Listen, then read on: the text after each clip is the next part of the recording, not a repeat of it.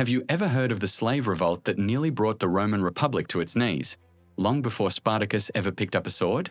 This is the forgotten story of the Second Servile War, a desperate, brutal conflict fought under the scorching Sicilian sun. It's a tale of greed, rebellion, and two slave kings who dared to challenge the might of Rome.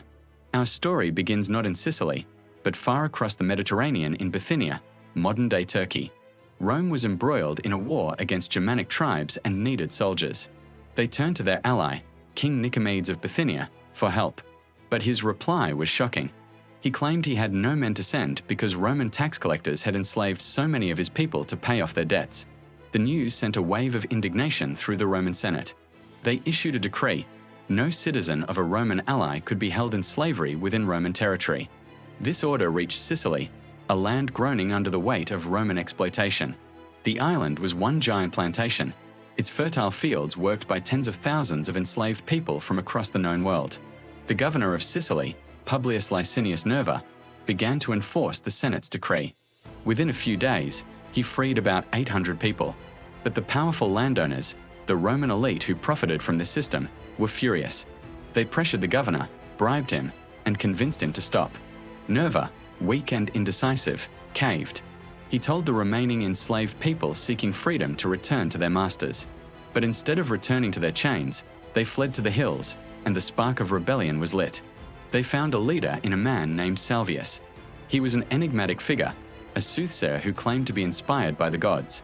He organized the scattered groups of rebels into a surprisingly effective fighting force. Their first major act was a daring ambush on a Roman detachment. The slaves, armed with farm tools and captured weapons, overwhelmed the soldiers, a stunning victory that sent shockwaves across the island. Word of Salvius's success spread like wildfire. Thousands flocked to his banner. In a grand ceremony, surrounded by a cheering multitude, he was crowned king, taking the royal name Tryphon. His new army, now numbering in the tens of thousands, marched on the wealthy city of Morgantina. After a fierce siege, the city fell, its riches plundered to fund their growing war against Rome. As Salvius Tryphon consolidated his power in eastern Sicily, another fire was kindling in the west. A man named Athenion, a Cilician by birth and a skilled military leader, had also risen up. Unlike Salvius's more chaotic force, Athenian's army was disciplined, organized like a Roman legion. He was a brilliant strategist and an astrologer who used his knowledge of the stars to inspire his followers. For a time, it seemed Sicily would be torn apart by two rival slave kings. But instead of fighting each other, they did the unthinkable. Under a dramatic Sicilian sunrise, the two armies met. Athenion, in a remarkable display of unity, recognized Salvius as the supreme king and chose to serve as his general. Their combined force was now a formidable army of over 40,000 soldiers, a direct threat to Roman control of the entire island. Rome could no longer ignore the situation. The Senate dispatched a seasoned commander, Lucius Licinius Lucullus, at the head of a full consular army, 17,000 disciplined, heavily armed Roman legionaries. They landed in Sicily with one mission: to crush the rebellion. Lucullus was a no-nonsense general, and his army marched in perfect formation under the dusty Sicilian sky, a terrifying spectacle of Roman military might. The two armies finally met near the town of Sirthia. What followed was a massive, brutal battle. Salvius Tryphon commanded the main body of the rebel army, while Athenion led a swift and deadly cavalry force. As the infantry lines clashed in a chaotic melee of shield and sword, Athenion executed a brilliant flanking maneuver, smashing into the Roman wings and threatening to encircle Lucullus's entire army. The rebels were on the verge of a historic victory. But then, disaster struck. In the heat of the fight, Athenion was grievously wounded and fell from his horse. Seeing their brilliant general go down, panic ripped through the rebel ranks.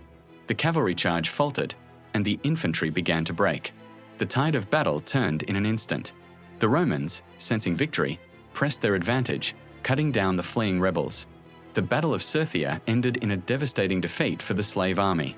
Though they suffered heavy losses, the core of their force managed to retreat to their mountain fortress, the city of Triocala. Lucullus pursued them, laying siege to the seemingly impregnable rebel stronghold. He built massive siege towers and battering rams, determined to break through their defenses. But the siege dragged on. Weeks turned into months. Frustration grew in the Roman camp. Then, news arrived from Rome that infuriated Lucullus. The Senate, unhappy with his slow progress, had decided to replace him. In a fit of rage and spite, feeling his honor had been slighted, Lucullus committed an act of unbelievable sabotage. He ordered his own men to burn their siege equipment and dismantle their camp, ensuring his successor would have to start from scratch. This bizarre act of petty revenge gave the rebels a priceless gift: time to regroup and rearm. While Lucullus was sailing home in disgrace, Salvius Tryphon died, likely from illness or his wounds. Athenion, having recovered from his injuries, was unanimously declared the new king. He was not one to wait for the Romans to come to him. Seizing the initiative, he launched a daring surprise attack. Under the cover of darkness, Athenion led his forces in a lightning raid on the new Roman camp, which was still under construction. The rebels swarmed over the half-finished fortifications, setting tents on fire and cutting down the panicked Roman soldiers. Chaos reigned as the Roman commander struggled to organize a defense. Athenion had turned the tables, putting the Romans on the defensive and proving the rebellion was far from over. The war had now raged for 4 long years. Rome was tired of the humiliation. They sent their best man for the job, the consul Manius Aquilius. Unlike his predecessors, Aquilius was a ruthless and effective general. He brought fresh cohorts of legionaries and a grim determination to end the war once and for all. He systematically hunted down the rebel forces, cornering Athenion for one final, decisive battle. The two commanders, Aquilius and Athenion, allegedly met in single combat amidst the fury of the battle. In a dramatic duel, the Roman consul struck down the slave king. With the death of their leader, the rebel army's spirit shattered. Their lines collapsed, and the final battle turned into a massacre. The organized rebellion was broken.